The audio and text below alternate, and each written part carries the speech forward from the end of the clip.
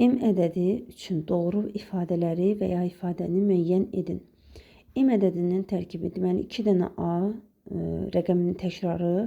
Biz bunu mərtəbə toplamlarını cəmi şəklində yazsaq, 10A üstə gəlinsin 1 dənə də A, üstə gəl C onluq mərtəbəsindədir 10C, üstə gəl təklik mərtəbəsindəki A. Deməli 11, 12, 12A üstə gəlinsin 10C şəklində ala bilərik. 12A üstə gəlsin 10C. Buradan görürük ki, 12 və 10'un ortaq vuruğunu biz çıxarsaq, 2 vurulsun 6A üstə gəl 5C alarıq. Deməli, verilən ədəd 3'ə deyil, qalıqsız bölünür, xeyr. 6'ya qalıqsız bölünür, xeyr. 2'yə qalıqsız bölünür, bəli, bu dəqiqdir. Çünki vuruqların içərisində 2 var.